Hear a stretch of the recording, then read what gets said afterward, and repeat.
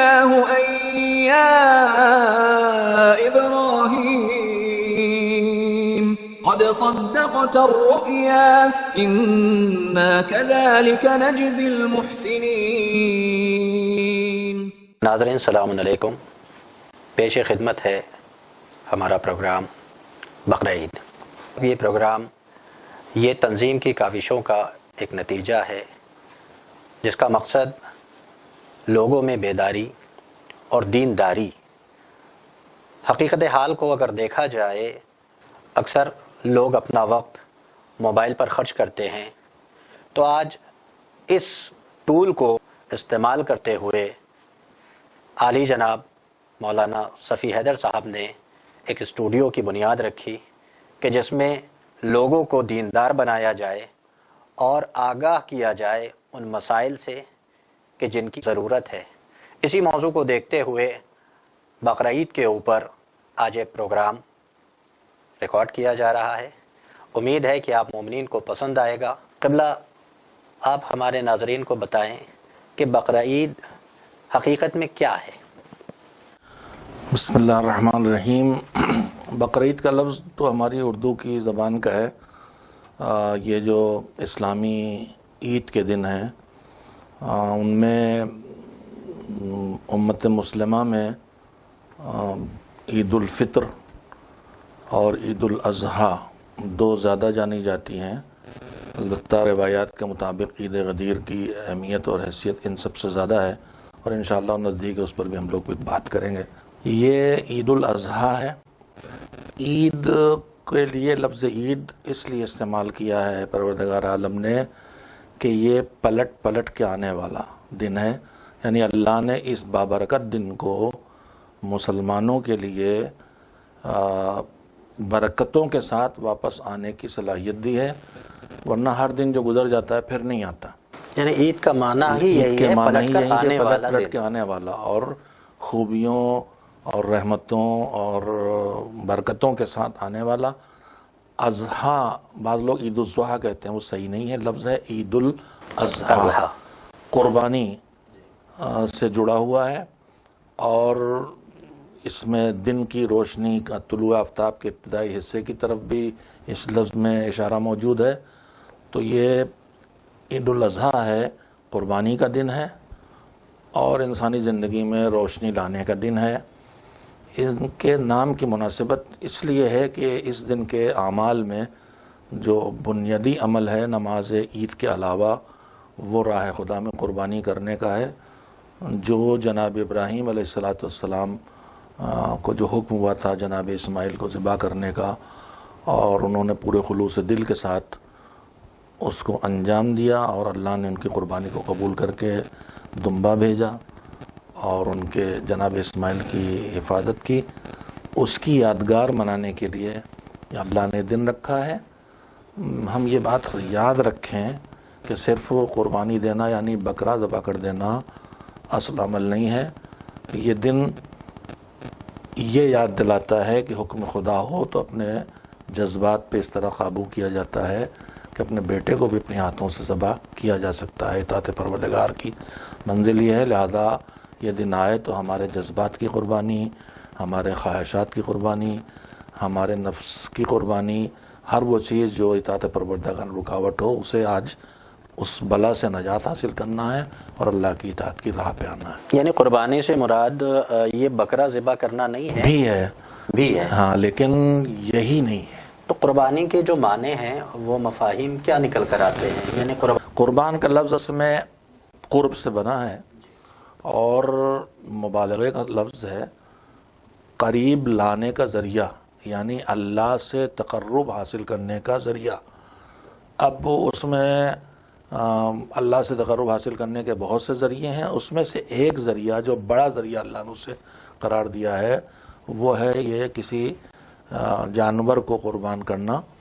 لیکن میں پھر وہی کہوں گا، یہ اشارہ ہے، کنایہ ہے، رمز ہے، اصل میں اپنے اندر اپنے نفس کو اللہ کی اطاعت کے مقابلے میں مار ڈالنا، اپنے عادتوں کو اللہ کی اطاعت کے مقابلے میں کچل ڈالنا، اصل قربانی وہ ہے۔ یعنی قربانی کا مطلب یہ نکل کر آتا ہے کہ ہم مطیع پروردگار ہو جائیں جی، اور جو رکاوٹیں ہیں اس کی راہ میں ان کو دور کریں۔ جناب ابراہیم جب اپنے بیٹے کو لے کر گئے تو وہاں پر بحکم خدا ایک دمبا آیا تھا، تو یہ سنت کیسے بن گئی ہماری کہ ہم ایک کسی جانور کو، چوپائے کو ہی ذبح کرتے ہیں؟ اس سے کیا تعلق ہے؟ دیکھیے، پروردگار عالم نے ہم انسانوں کو صحیح راہ پہ چلائے رکھنے کے لیے، بہکنے سے بچانے کے لیے، اطاعت پروردگار کی راہ پہ چل کے کامیاب ہونے کے لیے بہت سے کاموں کی راہ دکھائی ہے۔ ان میں سے ایک راہ ہے شاعر اللہ کو زندہ رکھنا، اللہ کی نشانیاں، وہ چیزیں جو اللہ کو یاد دلاتی رہے ان کو دہرانا، ان کو باقی رکھنا۔ چونکہ جناب ابراہیم نے قربانی دی، تاریخ انسانیت میں نہیں دکھائی دیتی کوئی، ابھی میں نے تو اور کوئی تاریخ آج تک نہیں پڑھی کہ کسی کو حکم ہوا ہو اپنے بیٹے کو اپنے ہاتھ سے ذبح کرو، اور جب انہیں اطمینان ہو گیا کہ حکم خدا یہی ہے تو وہ تیار ہو گئے۔ تو اتنی بڑی یہ قربانی تھی کہ اللہ نے اسے یادگار کے طور پر منتقل کیا کہ اسے یاد کرتے رہو تاکہ تمہارے اندر بھی وہ جذبہ پایا جائے۔ اب چونکہ دمبا ذبح ہوا تھا، لہذا اس کی یاد تو اسی شکل میں ہوگی کہ جو کیفیت وہاں تھی وہی کیفیت سامنے آئے۔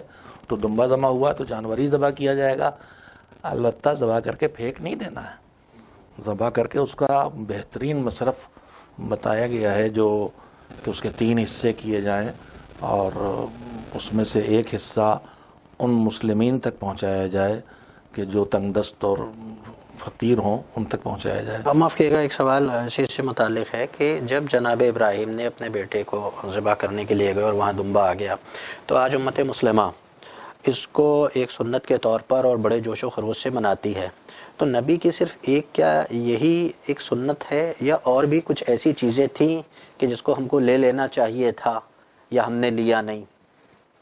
نہیں، یہ تو بالکل واضح بات ہے کہ یہی ایک سنت تھوڑی ہے، اور خود اس عمل میں بھی خالی بکرا ذبح کر کے گوشت رکھ لینا گھر میں یا بانٹ دینا تھوڑی ہی سنت ہے۔ سنت کے مطلب ہے سیرت پیغمبر، ورنہ قربانی صرف سنت یا مستحب نہیں ہے، قربانی واجب بھی ہے، قربانی مستحب اور سنت بھی ہے۔ سیرت پیغمبر ان معنی میں اسے سنت کہتے ہیں، ورنہ جو حج پہ جاتا ہے اس کے لیے قربانی واجب ہے۔ جو نظر کر لے کہ ہم قربانی ہمارا یہ کام ہوگا پروردگار کی راہ میں ہم قربانی کریں گے، آپ قربانی کر کے خود کھا نہیں لیں گے، وہ کسی لائق نہیں ہوئی بات، قربانی کر کے کھلائیں گے تب وہ اچھا عمل بنے گا، نظر پہ واجب ہوتی ہے۔ بسا اوقات بعض غلطیوں میں بھی اللہ نے کفارے کی شکل میں قربانی رکھی ہے، وہاں بھی غریب کا حق رکھا ہے، کسی اور کو ہاتھ لگانے کا حق نہیں ہے۔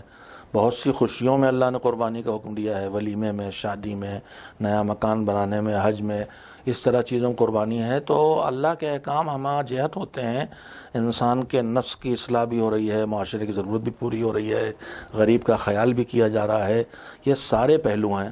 اب اگر ہم خالی ایک شکل بنا لیں کسی چیز کی، نماز کے اثرات کتنے زیادہ ہیں، برائیوں سے روکتی ہے، فحشاء و منکر سے روکتی ہے، زندگی ایمان لاتی ہے، چہرے پہ نور لاتی ہے، نہ جانے کتنے اثرات ہیں، لیکن اگر ہم خالی نماز کا ڈھانچہ ہمارے پاس رہ جائے تو پھر اثرات بھی ختم ہو جائیں گے۔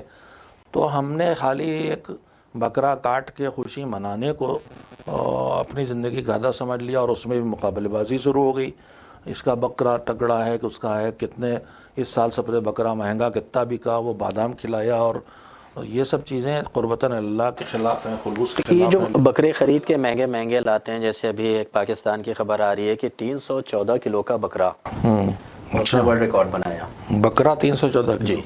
تو یہاں پر جیسا بھی آپ نے بتایا کہ واجب قربانی صرف حج پر ہے، اور یہ جو قربانی ہم اپنے گھروں میں کر رہے ہیں، تو کیا یہ واجب ہے یا مستحب ہے؟ نہیں، فقہ اہل بیت علیہ السلام میں جو حج کرنے جائے اس پر قربانی واجب ہے، جو حج کرنے نہ جا سکے اس کے لیے 10 ذی الحجہ کو قربانی مستحب ہے، سنت ہے، لیکن مؤکدہ، سنت مؤکدہ ہے۔ تاکید کی یعنی ہے اس میں۔ سنت کی 2 قسمیں ہوتی ہیں، ایک عمومی طور پر مستحب و ثواب کا کام ہے، بہت زیادہ جس پر تاکید کی گئی ہو۔ تو اس قربانی کے لیے عید الاضحیٰ کے دن کی قربانی کو سنت مؤکدہ لکھا گیا، یعنی اس کی بہت تاکید ہے، واجب تو نہیں ہے، لیکن واجب کے بعد والا گریڈ جو آتا ہے کاموں کا، اس میں اس کا یہ شامل ہے۔ دنیا کا ہر مستحب کام سنت مؤکدہ نہیں ہے۔ یہ چوپائے کی جو انہوں نے قسمیں بتائی ہیں، اس میں جب واجب نہیں ہے، سنت موقعہ ہے، اگر وہ شرائط نہیں پائے جاتے، کیونکہ واجب کے لیے پھر شرائط کا ہونا واجب ہے، لیکن اگر واجب نہیں ہے تو کیا اس کے وہ شرائط کا ہونا ہاں، یہ واجب ہے؟ غلط فہمی ہمارے معاشرے میں نے دیکھی ہے کہ جو واجب قربانی حج کی ہے اس میں کچھ شرائط، دیکھیں 3 جانور ہیں جن 3 قسمیں جانوروں کی جن کی قربانی ہو سکتی ہے، اونٹ ہے، اور یہ بیل کا خاندان ہے، اور بھیڑ بکری کا خاندان ہے۔ اس میں جو واجب قربانی اس میں یہ ہے کہ بہت کمزور نہ ہو، بیمار نہ ہو، بدن میں کوئی نقص نہ ہو، سینگ ٹوٹا نہ ہو، کان کٹا ہوا نہ ہو، دم کٹی ہوئی نہ ہو، اس طرح کے شرائط ہیں۔ جو نقص جانوروں میں پیدا ہو جاتا ہے ان کو خصی کرنے سے وہ نہ ہو، یہ سب شرطیں واجب قربانی کی ہیں۔ واجب قربانی میں مستحب قربانی میں، سنت قربانی میں ان میں سے کوئی بھی شرط نہیں ہے، بس وہ بچہ نہ ہو، اتنا ہو کہ وہ جانور ہو، اور اس کی عمر جو بتائی گئی ہے وہ بھیڑ 7 مہینے کی ہو، بکرا بکری 2 سال کے ہوں، اسی طرح سے بیل بھینس وغیرہ یہ بھی 2 سال کے کم از کم ہوں، اور اونٹ ہو تو 5 سال کا ہو۔ تو یہ چوپائے کی ہی شرط کیوں ہے؟ حلال ذبیحہ میں اب اللہ کے مصلحتیں ہیں، ہر جگہ حکم خدا کی وجہ سمجھنا تو مشکل ہے۔ بہرحال اب جب کھانا بھی ہے، بانٹنا بھی ہے، کھلانا بھی ہے، 3 ٹکڑے کرنا ہے قربانی، ہم لوگ تو کر کے ہمارے معاشرے میں تو اچھا مال اپنے ہاں رکھ لیا اور کمزور حصہ ادھر ادھر بانٹ دیا، جبکہ ہم کہنا چاہیں گے کہ جو حضرات قربانی کرتے ہیں اللہ نے انہیں اتنی توفیق دی قربانی کی، 8-10 ہزار 15 ہزار خرچ کر رہے ہیں کم از کم، تو اس کا مطلب وہ عام زندگی میں بھی اس بکرے کا گوشت خرید کے کھانے کے لائق تھے، تو انہیں آج والا اپنے لیے نہیں بچانا چاہیے، آج والا وہاں پہنچانے کی کوشش کرنا چاہیے جن کو سال بھر یہ چیز نصیب نہیں ہوتی۔ 3 حصے ہونا ضروری ہیں، 3 حصے کیا جانا چاہیے قربانی کے، ایک اپنے لیے رکھ سکتا ہے آدمی، اور ایک عام مسلمانوں تک پہنچانا ہے، اور ایک تنگ دست اور غریب مسلمانوں تک پہنچانا ہے۔ جو 3 حصے ہیں اس میں کیا ہم اچھی بوٹی اپنے لیے رکھ لیں؟ میں نے وہی ابھی عرض کیا کہ لن تنالوا البر حتی تنفقوا مما تحبون، نیکی تک تب پہنچو گے جب تمہیں جو اچھا لگے وہ دو، وہ دوسروں کو تو دو۔ اگر ہم کچرا بانٹ رہے ہیں اور اچھا مال اپنے لیے رکھ رہے ہیں تو پھر وہ نیکی کر بھی رہے ہیں اور اس کا نتیجہ بھی ہم پانے والے نہیں ہیں۔ یہ ہمارے معاشرے کی خرابیاں ہیں۔ ہمارے ہاں رسم ہو گئی کہ بس بکرا کاٹا اور اس کے بعد اڑوس پڑوس، تعلقات، محلے، رشتہ دار، حکام، سفارش کرنے والے، پیسے والے ڈھونڈ ڈھانڈ کے ہم اپنے رشتے بنانے کے لیے اس کو ذریعہ بنائیں۔ اللہ نے اسے یقیناً ہدیہ بھیجنے سے رشتہ بنتا ہے، لیکن اس کا ہدف رشتے بنانے زیادہ ہے، ان کے کام آنا جن کو یہ چیزیں نصیب نہیں ہیں۔ غریب کو یاد کرنے کا دن ہے۔ اور یہ جو ہمارے معاشرے میں ہے کہ 2 بوٹی آپ کے یہاں سے آئی تو 2 بوٹی ہماری بھی آپ کے یہاں جائے گی، یہ سب بھی جو عدلے بدلے کی باتیں ہیں، کیا اس میں ہمیں وہ ثواب ملے گا جو قربتاً اللہ کا ہے؟ اب جس نے میرے ساتھ حسن سلوک کیا ہے مجھے اس کے ساتھ حسن سلوک کرنا چاہیے، تو ایک رخ اس کا تو ہے کہ کس نے، میں پوری دنیا میں تو نہیں بانٹ سکتا، میں منتخب تو کروں گا کہ میں کن تک پہنچاؤں، تو ان میں فقراء تک پہنچانا ایک ہے، پھر عام مسلمانوں تک پہنچانا دوسرے، یعنی جو بھی مسلمان چاہے وہ فقیر نہ ہو، اور تیسرا اپنے لیے رکھنا ہے۔ تو اب میں سب تو نہیں پہنچاؤں، انتخاب تو کروں گا، تو انتخاب کا معیار فقراء میں ہے جو زیادہ تنگ دست ہو۔ فقراء میں جب بھی مستحق تک پہنچنا ہے تو مجھے معیار یہ ہوتا ہے کہ جو آپ سے نزدیک ہوں، جو آپ کے خاندان کے ہوں، جو اہل علم ہوں، جو دیندار ہوں، ان کو ترجیح دی جائے، جو زیادہ ضرورت مند ہوں، مسکین ہوں، ان کو ترجیح دی جائے، جو شریف ہوں، مانگنے جاتے ہوں، ان کو ترجیح دی جائے۔ اسی طرح سے جو عام مسلمانوں کے ساتھ حسن سلوک کرنا اور ان تک پہنچانا ہے، تو اس میں بھی مجھے شریعت کہتی ہے کہ پہلے اپنا پڑوس دیکھو گے، احباب دیکھو گے، تو وہ معیار یہ ہونا چاہیے، وہ نہیں کہ مجھے جیسے دسہری کی پیٹیاں بھیجی جاتی ہیں ویسے ہی کلیجی اور گردے جو ہے مثلا فلاں افسر کے ہاں پہنچا کیا اور بھیجا فلاں کیا دے کے آؤ، تو وہ اپنے دنیاوی تعلقات نبھانے کا ذریعہ اسے نہیں بنایا جانا چاہیے، اسے آخرت سنوارنے کا ذریعہ۔ تو اس میں جو فلاں افسر کو یا فلاں حاکم کو ہم بھیج رہے ہیں، کیا قربانی کے گوشت میں اسلام شرط ہے مسلمان ہونا، یا کسی کو بھی دے سکتے ہیں، غیر مسلم کو بھی دے سکتے ہیں؟ بہرحال اللہ نے جو مذہبی حقوق رکھے ہیں مال میں، ان میں شرطیں ہیں، اور جیسے صدقات میں شرط ہے ویسے ہی قربانی میں بھی شرط ہے کہ اس تک پہنچائی جائے گی جو مسلم، اور اس کی وجہ بھی ظاہر ہے جو قربانی کو قبول کرتا ہے وہی قربانی تک پہنچنے کا حقدار ہے، ورنہ تو گوشت ہے بس، قربانی کا گوشت اسی کو دیا جائے گا جو قربانی کے فلسفے کو قبول کرے، جو اللہ کو قبول کرے، جو اللہ کے حکم کو قبول کرتا ہو، اس لیے اس میں اسلام شرط ہے۔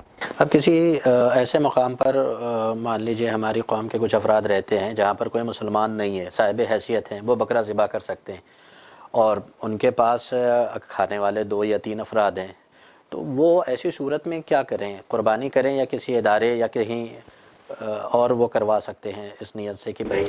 میں نے جو استفتاءات دیکھے ہیں اس میں ایک چیز دیکھی ہے کہ اگر آدمی کے لیے قربانی کرنا ممکن نہ ہو، مثلا جانور نہیں مل رہا ہے یا علاقہ ایسا ہے جہاں مثلا جانور ذبح کرنے کی اجازت نہیں ہے، تو اس کے لیے مستحب ہے کہ اتنی رقم جو قربانی میں خریدتا صدقہ کر دے۔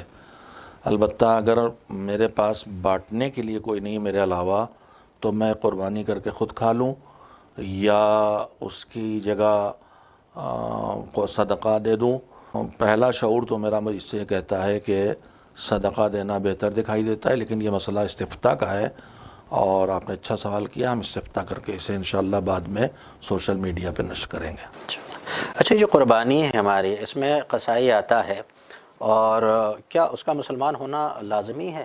ذبیحہ کہیں بھی ہو، کوئی بھی قربانی شرط نہیں ہے۔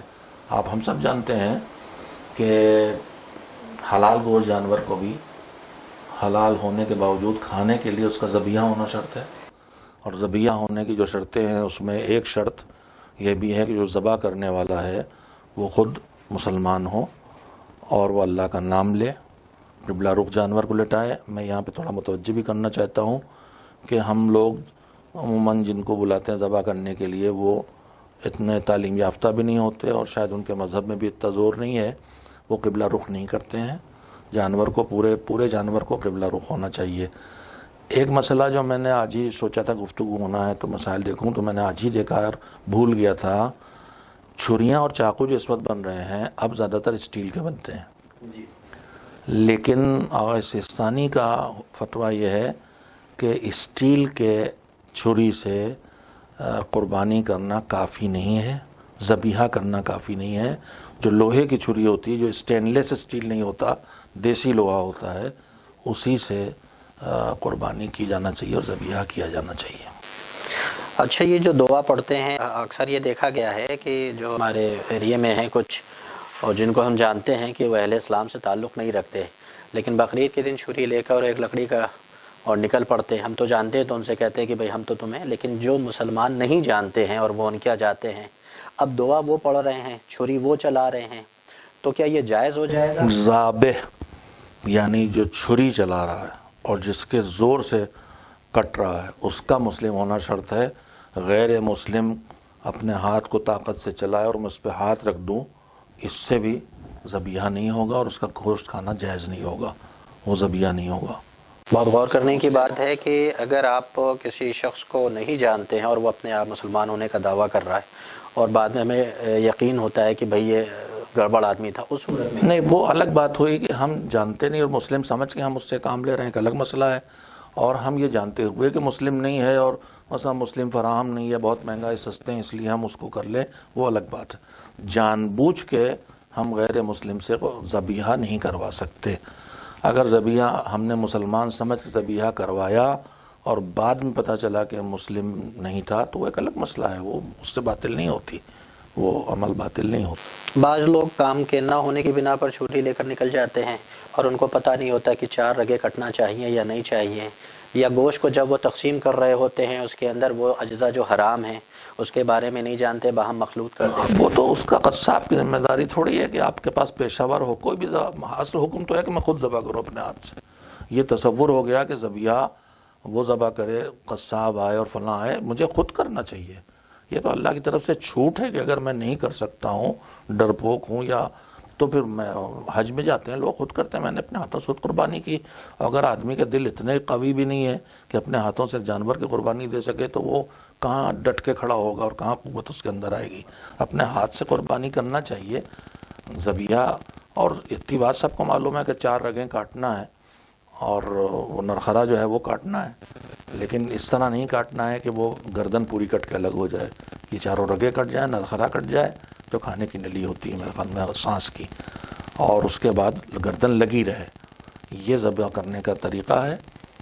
اور یہ ہم سب کو سمجھنا چاہیے. اس کے علاوہ ہم قصاب کس مذہب کا ہے، اس کے یہاں کیا حلال ہے جانور کے اجزاء میں اور کیا حلال حرام ہے، وہ بھی اس کا نظریہ الگ ہے. میں اور مذہب اہل بیت کا نظریہ الگ ہے.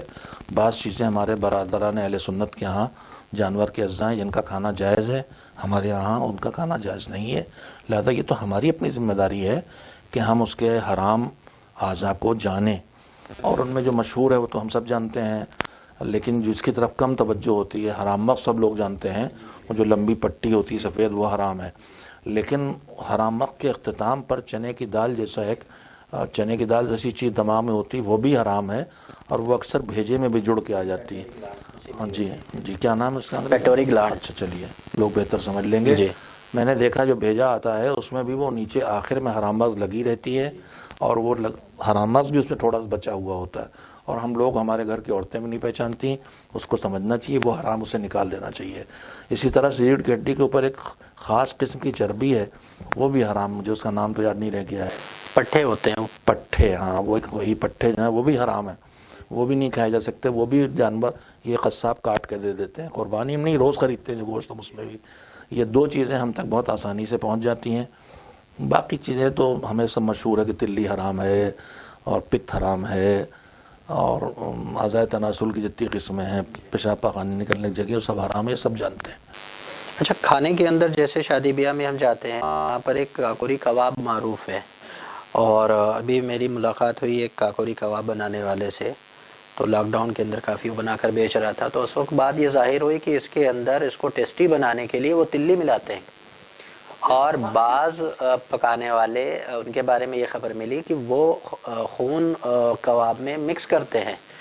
تو کیا یہ جائز ہے کھانا؟ بھائی جو حرام ہے وہ حرام ہے. اور اب یہ تو میں بھی متوجہ نہیں تھا کہ ہم نے کاکوری کباب کا ٹھیکہ کسی کو دے دیا مرد مسلم کو، تو اس میں خون ملا رہا ہو، تلی ملا رہا، مجھے بھی نہیں پتا تھا. اب یہ مزید دیکھنا پڑے گا احتیاط کے طور پر کہ بھیا آپ اپنے اپنے فارمولے لکھ کے دیجئے کہ آپ جو پکا کے لا رہے ہیں اس میں کیا کیا ڈال رہے ہیں. تو نئی مصیبت آپ نے بڑھا دی. مجھے اتنے چھیچڑے جو کچھ ہوتا ہے وہ سب نہیں، چھیچڑے ڈال دیں لیکن خون ملا رہے ہیں تو حرام ہے. تلی کو خاص طور سے اس ملا رہے ہیں نے تو بات کہی کیونکہ اس سے ٹیسٹ پیدا ہوتا ہے. تلی ملا رہے ہیں تو حرام ہے، وہ پھر جائز نہیں ہے. چلیے، اور طلب بات ہے. اچھا، یہ جو ہمارے قربانی کا جانور ہے اس کے اندر بڑے شرائط ہم نے دیکھا ہے. ہمارے یہاں یہ ہوتا ہے کہ جب قربانی سے پہلے وہ بکری کے ساتھ نہیں گھوم سکتا، یا پھر اس کو ٹہلاتے ہیں ہم رسی میں لے کر پورے محلے میں. وہ تو بچوں کا شوق ہوتا ہے کہ وہ، چونکہ ہمارے ہاں واجب ہے حج میں کہ بکرا صحیح سالم ہو، بکرا ہو، خصی نہ ہو. خصی نہ ہو. اور وہ لڑتا ہے تو وہ تو پورا جشن بچوں کا ہو جاتا ہے کہ وہ لیے ٹہل رہے ہیں، لڑا رہے ہیں. اور ہمارے گھروں میں بھی ایسا ہوا ہے کہ چھوٹے خرید کے لائے اور پھر بدلنے چلے گئے. ہم نے کہا کیا ہوا؟ ہمارے بھتیجے اللہ ان کو تندرست رکھے، معلوم ہے لڑتا ٹھیک سے نہیں ہے. تو بچوں کی باتیں ہیں، لیکن وہ لڑانا وغیرہ ٹہلانا وہ ظاہر ہے یہ سب تو جانور ہے، اس کو پانی.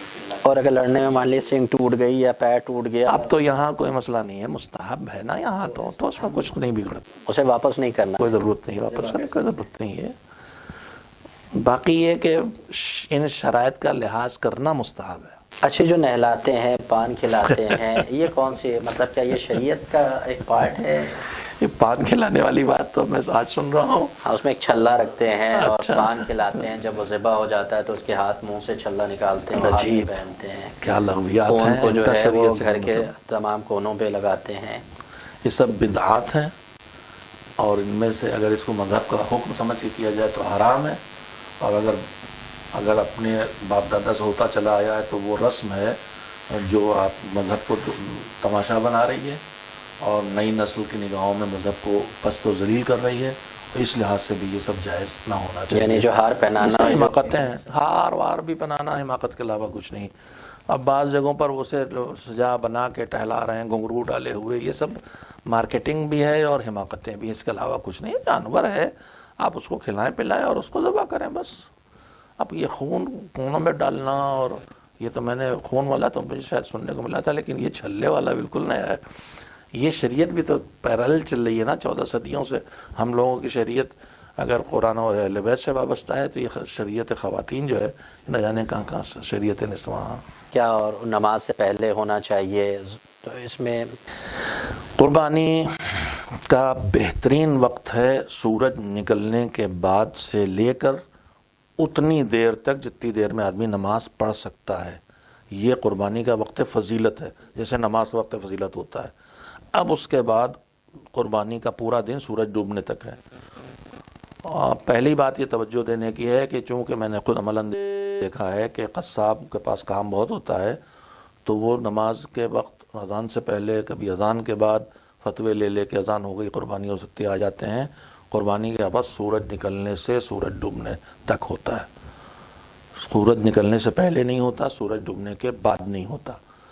بہترین دن قربانی کا عید الاضحیٰ بقرعید کا دن 10 ذی الحجہ ہے. لیکن جو انسان حج کرنے گیا ہے اس کے بعد 4 دن اور قربانی کر سکتا ہے. جو ہم لوگ جیسے حج کے لیے نہیں گئے، اپنے وطن میں ہیں، تو ہم 10 کے بجائے 11 یا 12 یا 13 کو بھی قربانی کر سکتے ہیں.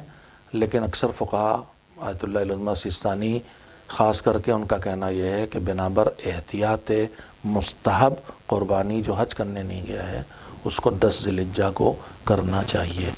اور میری یادداشت میں نام تو نہیں رہ گئے، لیکن میں نے بعض فقہا کے فتاویٰ پڑھے ہیں جو مستحب قربانی کو صرف 10 ذی الحجہ کے لیے کے دن کافی مانگتے ہیں، 11 12 13 کو لیے کافی نہیں مانتے. شاید آیت اللہ العظمیٰ ہوئی کا فتویٰ تھا، میرے اس وقت نگاہ سے نہیں گزرا، لیکن میری یادداشت میں صحیح ہے. ایک قربانی میں کتنے لوگ شریک ہو سکتے ہیں؟ واجب قربانی میں ہر آدمی کو خود اپنے لیے کرنا ہے، چاہے وہ کفارے کی ہو، چاہے وہ حج میں جانے کی ہو، چاہے نظر کی ہو. لیکن جو مستحب قربانی ہے اس میں جتنے لوگ بھی چاہیں شریک ہو سکتے ہیں، کوئی پابندی نہیں ہے. یہ کفارے کی قربانی کہاں پر کفارہ واجب ہو جاتا ہے کہ جس میں ہمیں قربانی ایک حج کے اعمال میں وہ کفارے ہیں جن میں قربانی واجب ہوتی ہے. اس میں سائے میں چلنا مثلا سب سے بڑا ایک سبب ہے جس پہ کفارہ واجب ہوتا ہے.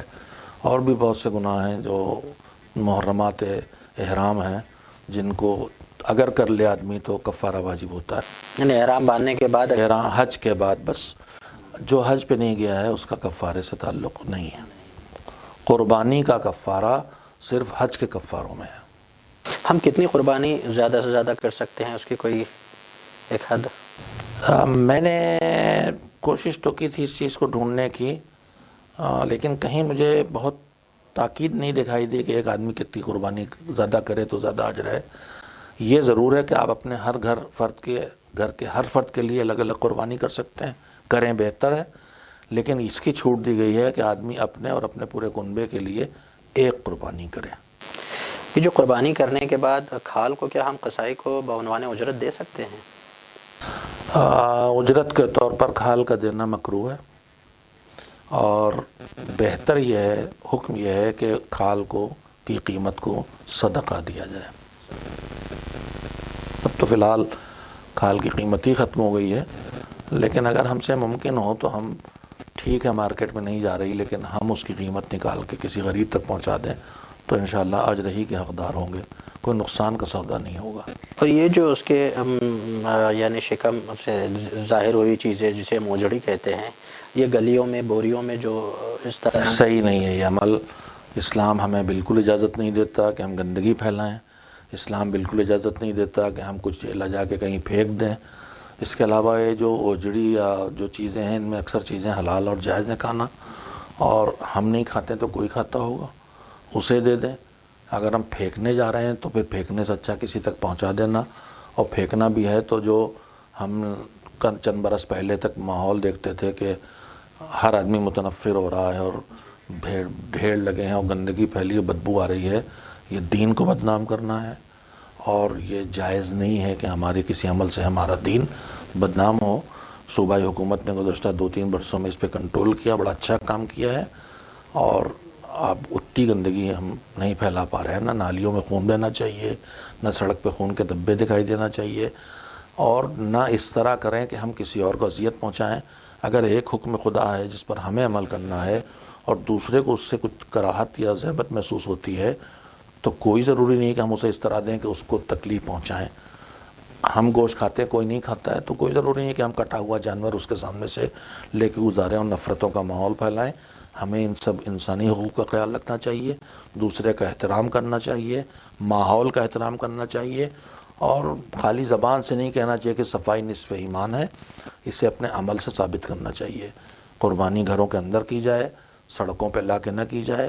آپ اپنا گھر دھوئیں، اور اگر آپ کے گھر میں ٹھکانہ نہیں ہو، باہر کہیں کرنا ہی پڑتا ہے تو اسے گندا چھوڑ کے نہ جائیں، اسے صاف کر کے جائیں، تاکہ یہ پیغام کہیں یہ نہ منتشر ہو کہ یہ گندے لوگوں کا تہوار کا دن ہے، اور اس دن سے دوسرے گھبرائیں کہ آج گندگیوں کا سامنا کرنا پڑے گا. اللہ اس پر راضی نہیں ہوگا، نہ اس پر محمد والے محمد راضی ہونے والے. یعنی آپ کوڑے خانوں میں اور عام جگہوں پہ جہاں پہ لوگ گزرتے ہیں وہاں پر اس طرح کی کوئی چیز نہیں ڈال سکتے، شرعاً ممانعت ہے. مطلب یہ جائز نہیں، صحیح نہیں ہے کسی صورت بھی کہ ہم دوسروں کی اذیت کا سبب بنیں. مذہب وہ ہے جو کہتا ہے تمہیں نماز راستہ روک کے پڑھنا جائز نہیں، تو ہم راستوں میں گندگی ڈالیں یا اس طرح گندگی پھیلائیں کہ ماحول میں گندگی پھیلے، بیماریاں آئیں، گزرنے والوں کو اذیت ہو، یہ کسی صورت صحیح نہیں ہے. یہ جہالت اور خود غرضی کے علاوہ کچھ نہیں. ہم ہر جگہ اپنا زور دکھانے پہ، آپ زور صحیح جگہ دکھائیے بھائی، غلط کاموں میں زور نہ دکھائیے. راستوں کے بند کرنے پہ زور، سڑکوں پہ جماعت قائم کرنے پہ زور، قربانی کی گندگی سڑک پہ پھینکنے پہ زور، یہ سب زور دکھانے کی جگہ نہیں ہے. زور دکھانے کی جگہ وہ ہے جہاں آپ مذہب میں اس میں زور دکھانے کی گنجائش نہیں ہے. یہ مزاج ہی غلط ہے کہ ہم اپنے طاقت کے بل بوتے پر اس طرح کی چیزیں کریں. اب وہ الگ بات ہے کہ اگر کوئی اس طرح ہمارے مذہب کو کچل رہا ہے کہ اب اس کے سامنے اس کے ڈیفنس کے طور پہ ہمیں کچھ کرنا پڑتا ہے تو وہ ایک مجبوری ہے. باقی مذہب زور دکھانے کی جگہ نہیں ہے. مذہب انسانیت برتنے، محبت پھیلانے، نرمی کا برتاؤ کرنے اور خوش اخلاقی سے جینے دینے کا. یعنی ہمارے مذہب میں حقوق العباد اور حقوق اللہ دونوں کو جو ہے، حقوق العباد اتنے بڑے زیادہ ہیں کہ حقوق اللہ قبول ہونے کی شرط حقوق العباد کو پورا کر کے آنا ہے. اگر راستہ روک کے ہم نماز جماعت قائم کرے صحیح ہونے والی نہیں، جس کا جی چاہے کر لے. الا یہ کہ لوگ راضی ہوں جو ادھر سے گزرتے ہیں. ہم جس ملک میں ہیں یہاں بڑی ہم آہنگی رہی ہے، اور ہم اپنے دوسرے برادران وطن کے ساتھ جو ہمارے دین و مذہب پہ نہیں، ہم محبتوں سے جی ہیں. انہوں نے ہمیشہ ہمارا خیال کیا ہے، ہم نے ہمیشہ ان کا خیال کیا ہے. وہ ہمارے جلوسوں میں آئے، ہم ان کی مصیبتوں میں گئے، انہوں نے ہمارے لیے انتظام کیا، ہم نے ان کے لیے انتظام کیا. وہ اگر راضی ہیں تو ٹھیک ہے، وقتی طور پہ ہم ان کی اجازت سے رضامندی سے راستہ بند کر لیں. لیکن جن کا راستہ اگر وہ راضی نہیں تو ہمارے لیے کسی صورت جائز نہیں کہ ہم زبردستی نماز جماعت قائم کریں کہ ہوتی آئی ہے تو ہوگا. غلط ہو رہا تھا، اب نہ کیجیے. آپ ٹکڑوں میں پڑھیے، 4 بار پڑھیے. کوئی ضروری ہے آپ ایک بڑی جماعت قائم کریں اور سڑک ضرور بند کریں، مگر اس دن سارے مسلمان جو ہیں ان پر ایک آفت آ جاتی ہے کہ ٹوپی لگا کے اور سر پہ رومال باندھ کے، جو سال بھر مسجدوں میں دکھائی نہیں دیتے، وہ آگے کھڑے ہوئے ہیں اور بھیڑ لگائے ہوئے ہیں اور ضد ہے کہ ہم تو راستہ روک کے نماز پڑھیں گے. پڑھ لو نماز، وہ کہیں جانے والی نہیں. اچھا، قربانی میں بھی دیکھا گیا ہے کہ بڑھ چڑھ کے لوگ خریدتے ہیں جو بکری، مقابلے بازی ہوتی ہے کہ فلاں کہ اگر مان لیجئے 25,000 کا آیا ہے تو ہم بھی 25,000 کا نہیں 30,000 کا لائیں گے، جتنا جی چاہے آدمی ڈبو لے اس طرح. تو کیا یہ قربانی قربتاً اللہ ہے یا دکھاوے؟ میں نے کہا تو کہ جتنا جی چاہے اس طرح ڈبو لے، کچھ ملنے والا نہیں ہے. للہ ہونا چاہیے جو کچھ ہونا ہے. تو ناظرین، آپ نے دیکھا آج ہمارے اسٹوڈیو میں بڑی اچھی گفتگو کر رہے تھے ہم صفی حیدر صاحب قبلہ، اور امید ہم کرتے ہیں کہ آپ کو آپ کے سوالوں کے جواب مل گئے ہوں گے جو بقرعید سے متعلق اور گوشت کے متعلق اور لوگوں کے حقوق کے متعلق. اور ہم امید کرتے ہیں کہ آپ ہمارے چینل سے جڑیے اور سبسکرائب کرنا نہ بھولیں. انشاءاللہ آپ کو اس سے بہتر اور پروگرام پیش کرتے رہیں گے. والسلام علیکم ورحمۃ اللہ وبرکاتہ. فديناه بذبح عظيم